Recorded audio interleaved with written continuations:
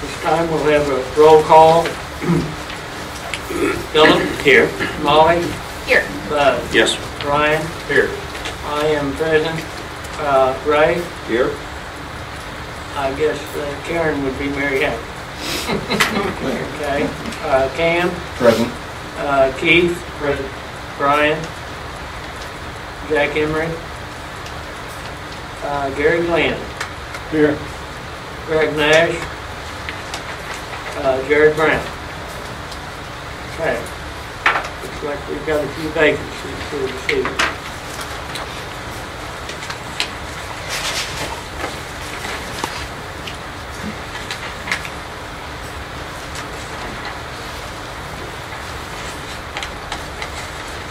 The consent agenda.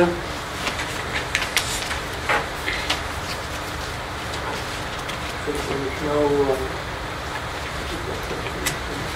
no hearing in person. Last person.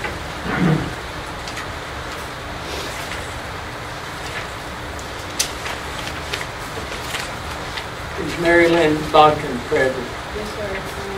Would you like to approach the front and speak into the microphone, please?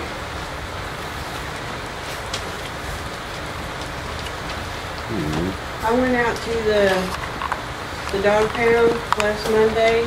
I've been looking for some of my cats that's been missing, and one of them for sure is out there. And I would like to know what warrants the cats to be trapped in my neighborhood. You would like to know what? What warrants cats being trapped in my neighborhood?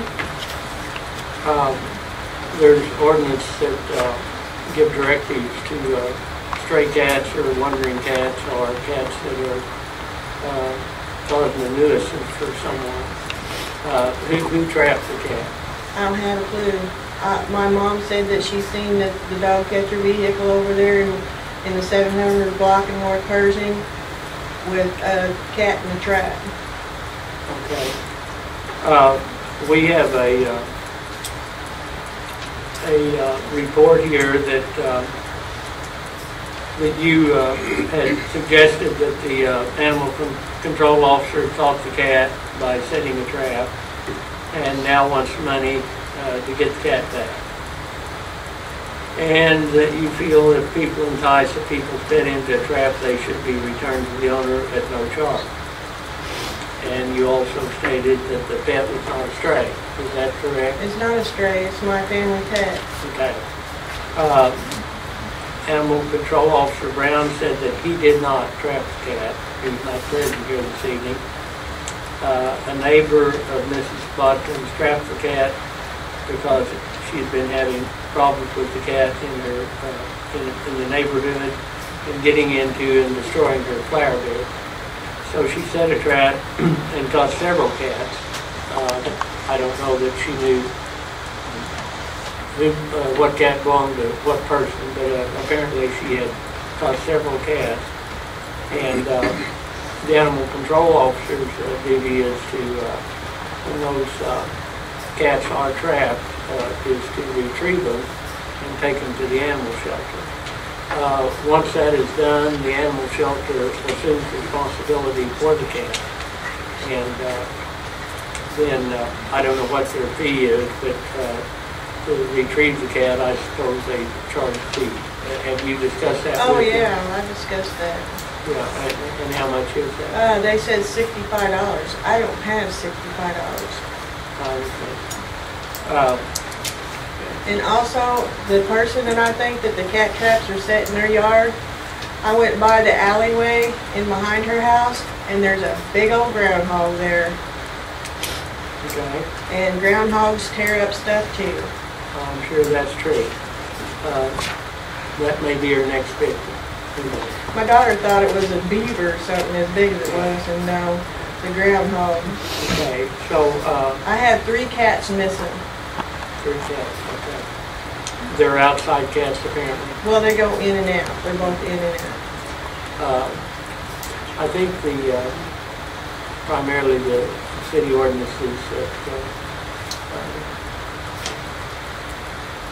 speak to cats, that I think most of them need to be confined in a yard or in your home. As far as running loose, I think they're probably considered a stray animal. But we can look into this further. I would have to research the ordinance more.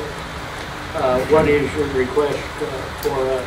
I would like my cats back. They're my family pets. Yeah. And I don't have the money to bail them out of dog or cat jail, for to say, you know, I just don't have the money. I take care of my animals. They do go outside, like the house next door, the backyard, it grows up a lot, and I'm afraid snakes will get back there, and I do know that cats kill snakes and rodents and stuff, and I don't want that in my yard around my house. I'd rather have my cats. Yeah. Now the backyard, does that belong to you or someone else? No, I keep my yard mowed, sir. Okay. And the backyard you're referring to, is it a vacant lot or? No, somebody bought the house, but they've not been very good about keeping up the backyard. And then also across the street from me, there's a house over there. There's nobody that lives in there, but they don't get in a very big hurry about cutting their grass either. What are the addresses? Do you know of those locations? Well, I live at 710, so the one next door. 710 what? North Pershing. The one that has a backyard that kind of growed up is be 712 North Pershing. And then there's one across the road. I don't really know what the address is. Okay. It'd be in the odd numbers because it's right across the road, kind of down a little bit.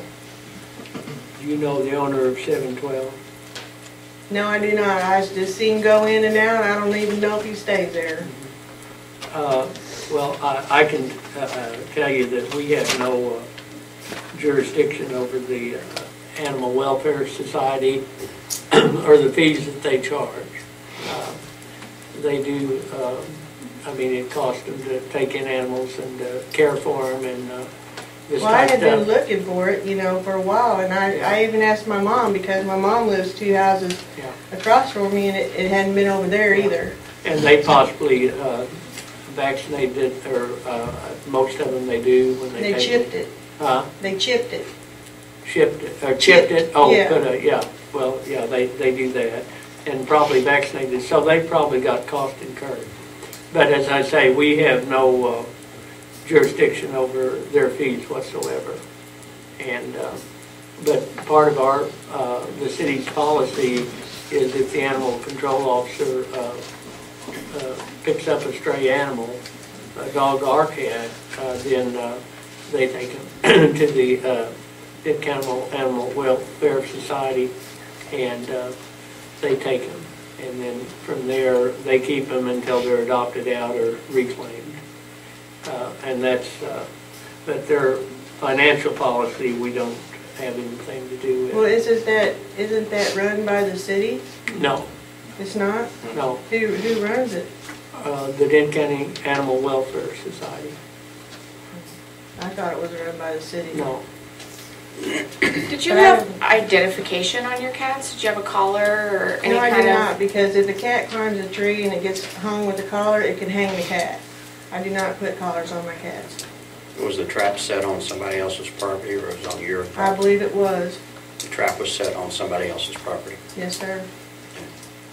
And it's just, I think if I know where the cat trap was set, it is across the street and down 2 houses from my house. That's not very far from my house.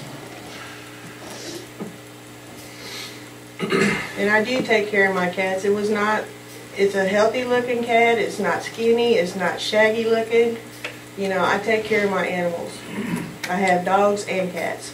I'm sure that's true. But as I said, whoever trapped it, there are probably strays in the area, and she probably just tries to eliminate them, and she doesn't know a stray cat from a family cat. You know, I mean, there would be no way of knowing if there's no collar or identification.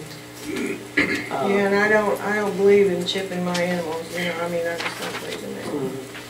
I can understand that.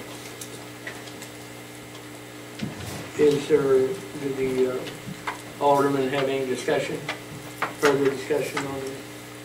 I don't know if there's anything we can do. Right. Since the city didn't trap the cat, I don't know that there's anything we can do. But do you know for sure that they didn't trap the cat? According to Officer Brown's statement, he says that he did not do it, that he did not trap the cat. But I somebody mean, I will did, talk to right? him about it, but he has a statement here that he did not trap the cat. So then who did trap the cat? Probably the owner of the property that the cat was destroying, or they assumed it was. I think it was in their flower beds, according to this, tearing them up. Well, there's a big groundhog in their flower bed too, I'm telling you.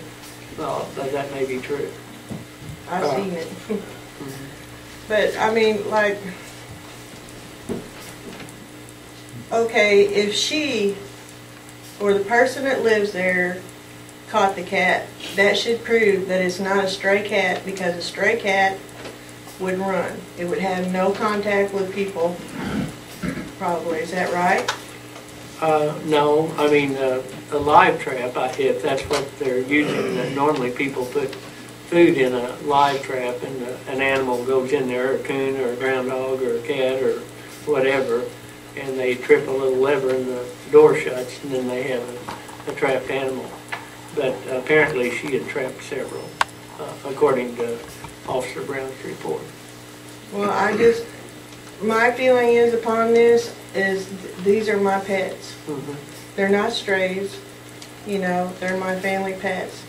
I let them go outside because they would like to. Of course, I got some that don't want to go outside. Mm-hmm. They won't step foot outside because they're scared. But, I mean, I don't have $65 to pay to get my cat out. I can understand that. And then another price was given, oh, well, we can do it for 50, so, really? I don't have 50 either. Mm-hmm. As I said, we have no jurisdiction over their charges. I mean, whatever their charges are, that's what they are. And in the future, if you don't have a cat identified, it doesn't have a collar, doesn't have a rabies tag, or any kind of identification on it, I would suggest trying to keep it confined to my yard or my house. I mean, cats go everywhere. And I mean, that's just the nature of them. And if they're creating a problem for someone, then people are going to take whatever action they deem appropriate to solve their problem. And, it's really, as far as I can tell, it's out of our control, it's out of our hands. The city was not involved with the traffic at all.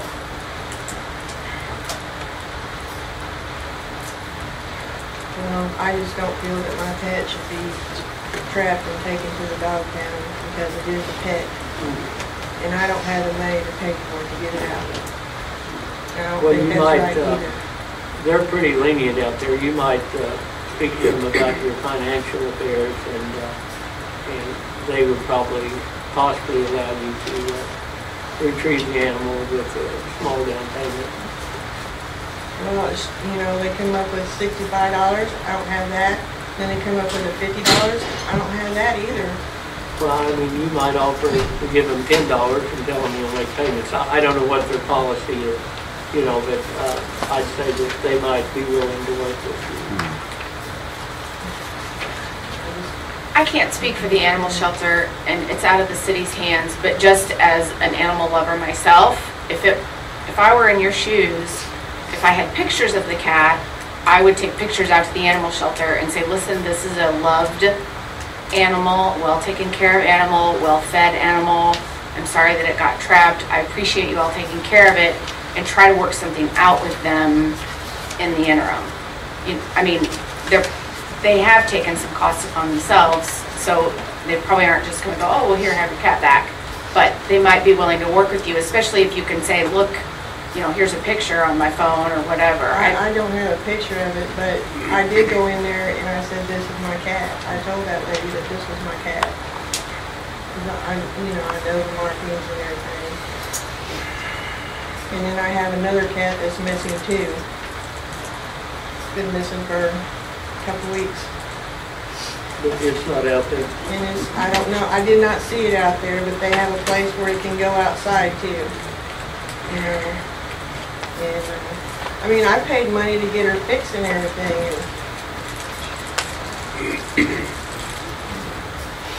And they'll probably, if they do have her out there, they'll probably have her fixed again, because they would not have any way of knowing that, would they? Yeah, female or male? Female. When did you have it fixed? Probably about when it was 2. How old is it now? It's probably about 7. Probably not. If it's within a year, normally you can see a scar, stitch, places where stitches have been placed. Well, I had another cat that was out there, it's been a few years ago, and he'd already been fixed, and they went in there and did surgery. I said, what's wrong with the cat, my cat? Oh, we just took him to get him fixed. I said, he's already been fixed. So I think that's a male cat? A male cat, yes. Well, I can't imagine trying to refix a male cat. That's possible. It can carry extra charges for no reason, Okay, I'll talk to the animal control officer and see if he has any more information. Okay, if he needs to, he can come by and talk to me. I don't get home until later in the evening, but I'm at 710 North Persian. Okay, well, thank you. Thank you.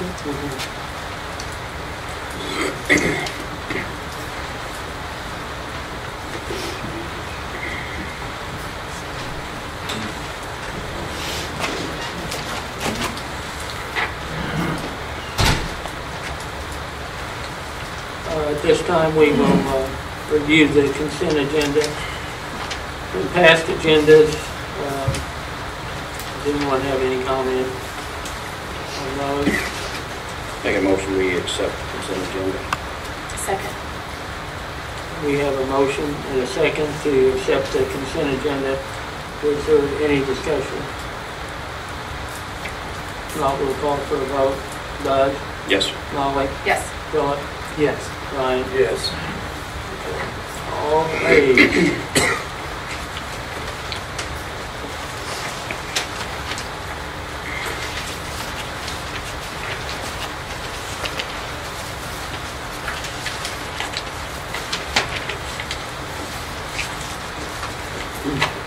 This time, if we could, if there's any of the heads of the department have anything they'd like to say or bring up?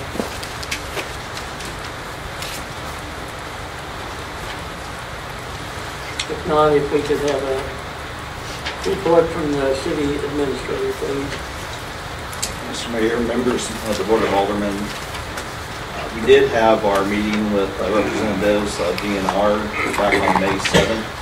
Myself and Jack Emery, the Water Sewer Superintendent, and Jeff Meadows with Lark Trail Engineering met with representatives of DNR for clarification on our permit status and the time frame. And as a result of that, we're working on clarifying a timeline of when we would need to meet the requirements. And we'll have some preliminary engineering done on alternatives that we can look at to meet that, and forwarded a letter earlier that's been submitted for public comment regarding that, and we'll get copies of that to the media. And as the engineering work is further along, we'll share that information with the board and the public, and as needed, we'll include it in our budgeting plans going forward. We had a good attendance at the Chamber monthly membership meeting on the 13th. I want to appreciate you, Mayor June, joining us that. They had higher attendance than they normally do for some of their meetings, and people were interested in in the city, and we gave them an update on the transition on the two fronts, myself and of course with the mayor's term, and was a positive interaction, I thought, and I appreciate you doing that with me, Mr. Mayor. We're still working with the department heads on getting information together for our capital improvements committee meeting, and I'm hoping we'll have that scheduled in the near future, and that will be a public announcement when those are scheduled. You may have seen the MacArthur Waterline project is underway. Logan Excavating got that contract, and they're in process, and they expect that project to be completed by the end of June. And then following up to that will be the MoDOT project, and that should start in August. So we're hopeful that maybe we can sneak our July 4th parade in there. But in any case, the contractors are required to give us 30 days notice if access is going to be an issue. And again, we'll work with the chamber or Todd Knurk, other event organizers for events going on during the time frame of those projects. City crews be working on Memorial Day preparations at the cemetery and getting that ready for the Memorial Day holiday coming up. And would mention that the city offices will be closed on Monday, May 26th in observance of the Memorial Day holiday. And that's all I have. Okay, thank you. Does anyone have any questions for Ray? If not, I suppose I'll give my report.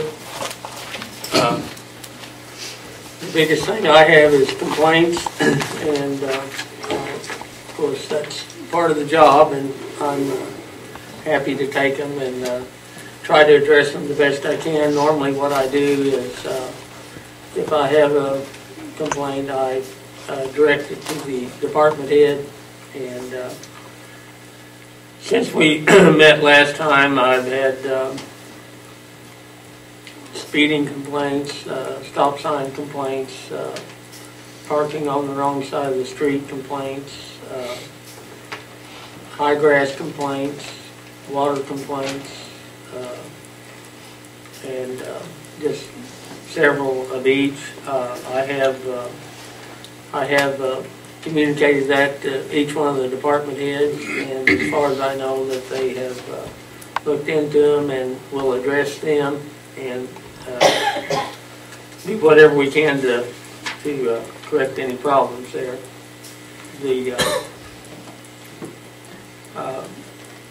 I would like to say that the letter that Jeff Meadows sent to the State Department of Natural Resources was very positive. I think it addressed the city concerns quite well. As far as our compliance and flow, I don't think it is as severe as they might think. In fact, some of their data was incorrect.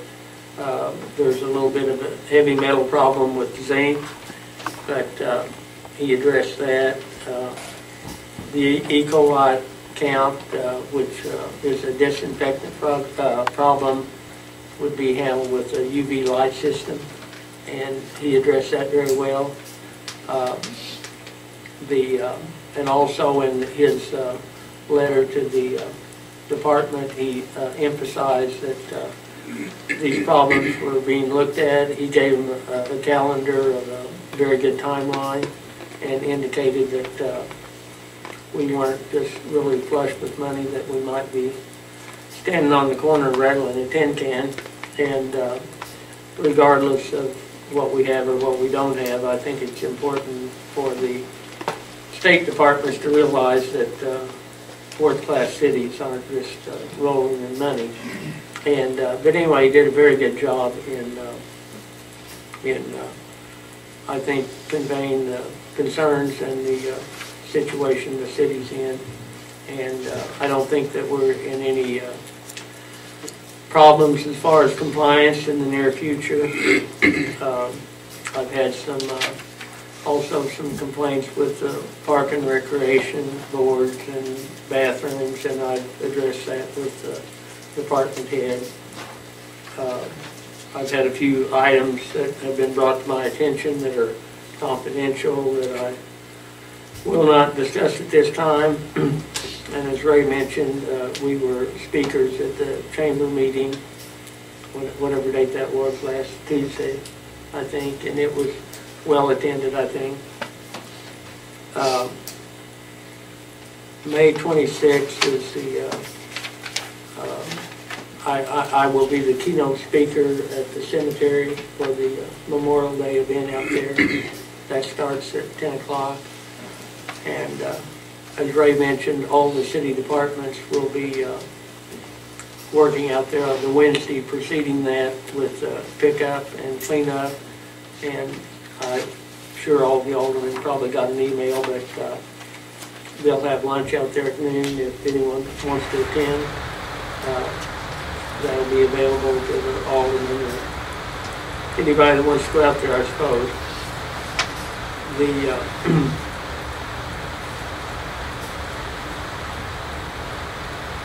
outside of that, I would like to hold this plaque up. We have a very distinguished member here this evening. It's Gilbert Halbrook. And he brought this plaque this evening, and he gave 18 years of dedicated service from 1978 to 1996. And I think he was probably the custodian, but Gilbert told me that he knew every part of the city and everything that was going on, and I'm sure he was very effective in everything that he did. And we very much appreciate your service and dedication to those many years, Gilbert, and we're pleased to have you at our meeting this evening.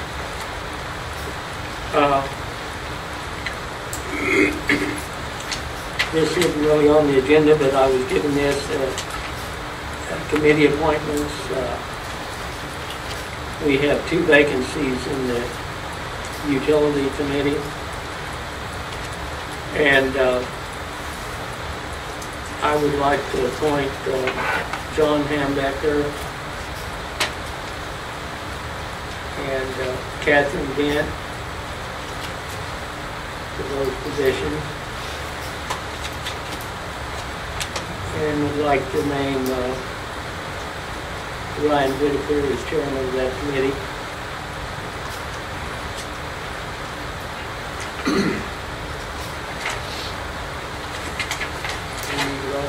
Yes. I'll make a motion we approve those 2 nominations. A second. Any discussion? No discussion, we'll call for a vote. Bud? Yes, sir. Molly? Yes. Ryan? Yes. Philip? Yes. Okay.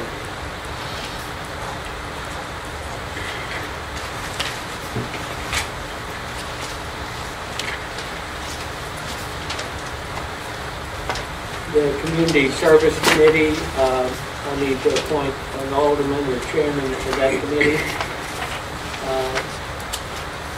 Billy, would you be willing to serve as chairman? Yes. Okay, I'd like to appoint Dr. Powell as chairman of the Community Service Committee. Any motion on that? I move that we make Dr. Powell the chairman of the Community Services Committee. Second. Any discussion? No discussion? We'll call for a vote. Molly? Yes. Ryan? Yes. Philip? Yes. Bud? Yes. We still,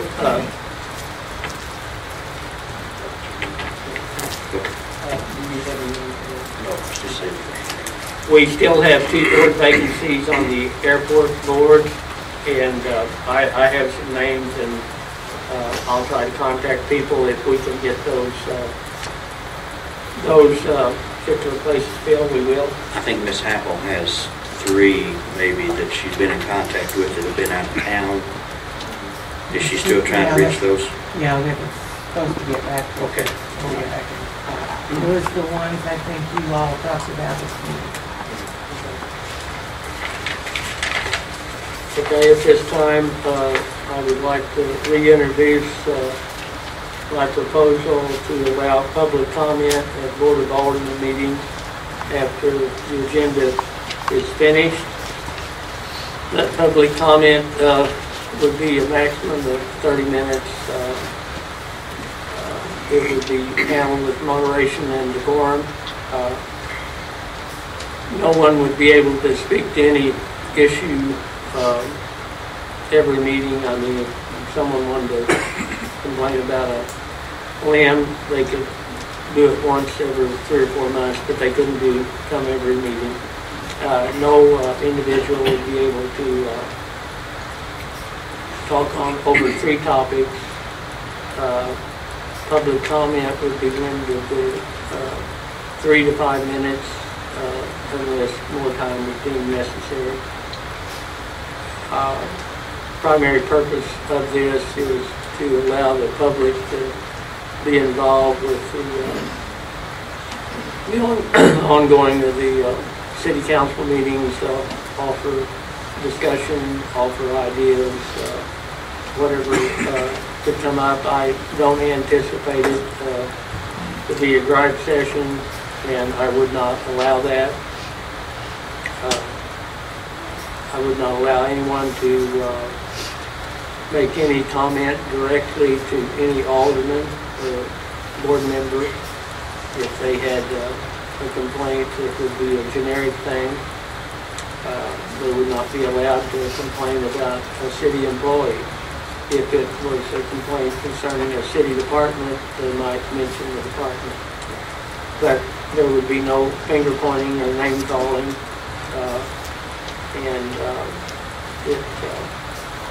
This forum would be used primarily to gather information for the benefit of our community and to hear public comment. And historically speaking, from what I've talked to different cities in our area, normally at any particular council meeting, 1 to 2 people is about all that ever have anything to discuss. Sometimes there's no one. I was county commissioner for almost 10 years. Our meetings were always open to the public. Rarely did we have over 1 or 2 people ever come and talk about anything. But it is an avenue that I think that helps the citizens of Salem feel that the city wants to be transparent.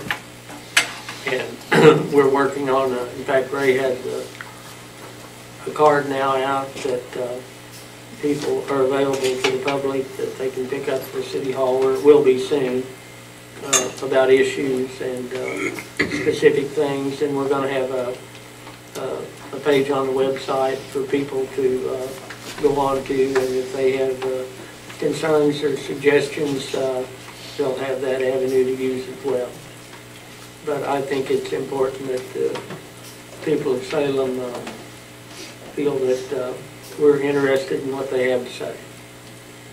And I think it's also important that we understand as a board that we cannot address any particular issue at the time the comment's made, primarily because a lot of times we don't know if what they're talking about is even on city property, could be private property. So I mean, we can't really address any issue at the time it's discussed until we get further information on it.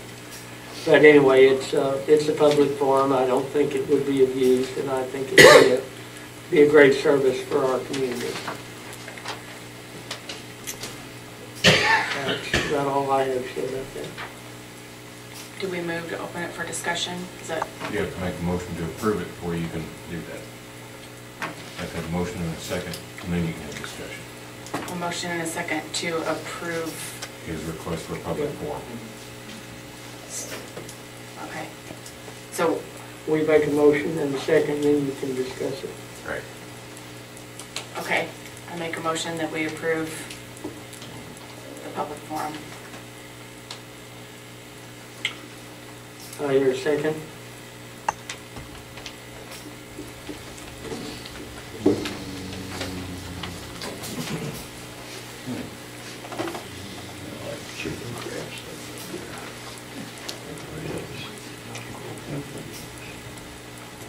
Well, I don't hear a second.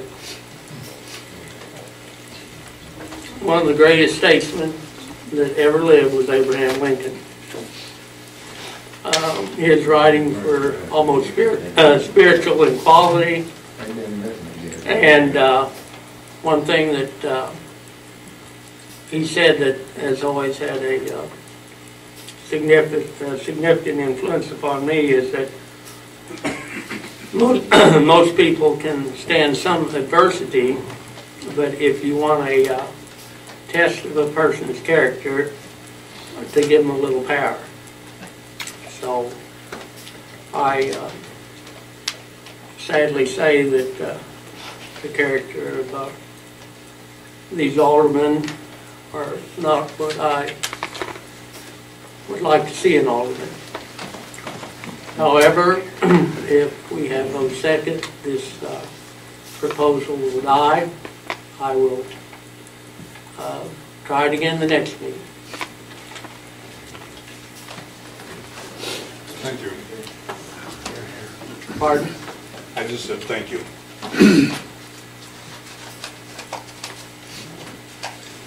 Okay.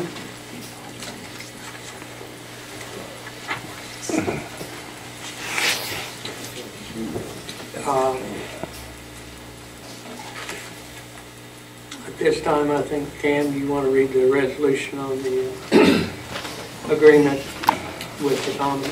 Yes, sir.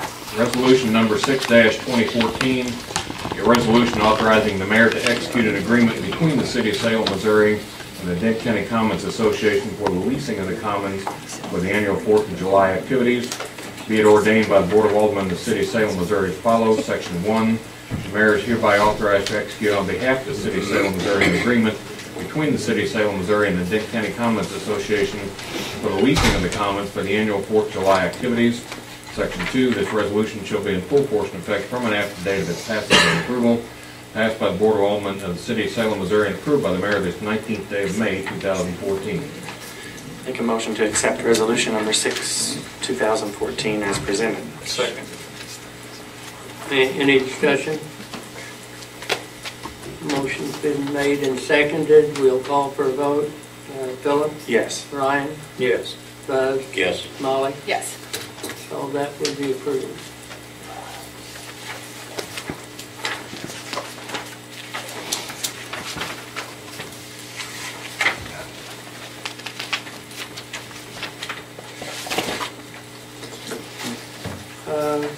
The next order of business is the city's been approached about the prospect of the local FFA youth shooting program using the city's shooting range. The FFA program has their own insurance, and the city's established protocols would be used. Chief Steelman has contacted our insurer, Midwest Public Risk, and it is understood that we're covered from a liability standpoint.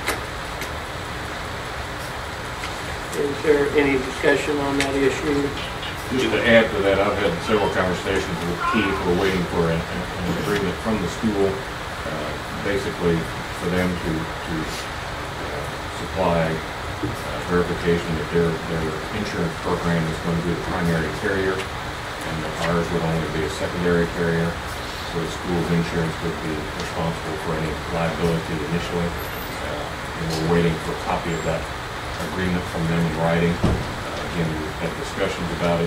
I'm comfortable about it. I just want to make sure that we have that agreement in place before you all would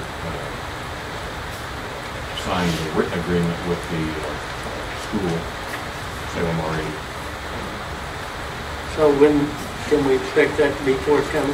Well, I hope soon, Keith, because they're kind of under the agreement from the school. We're expecting that soon. I can get that. That's nothing more than a phone call, and they can send us that paperwork stating that the school's insurance will take over and cover them just as if they were going somewhere to play a baseball game or if they were going on a field trip. They're covered. Yeah, as soon as we get that, and I read it over, I'm comfortable with it, then again, I have no problem in us authorizing the use by the FFA. I want to know that's in place and executed by the school board. Do we have any idea what time they're talking about during Well, the day? they're wanting to do it soon. No, I mean as far as what hours during the day. That I don't know. That would be right after school, as I talked with Heather Johnson, right after school, that is their training hours, and they would take about an hour, 1 or 2 days a week, right after school.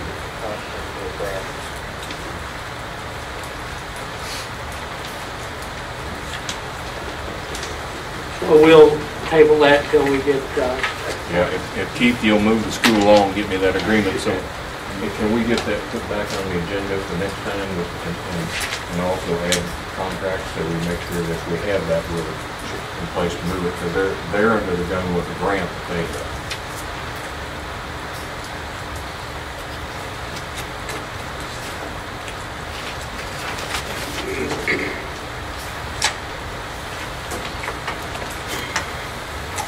at this time, I would propose we go into closed session.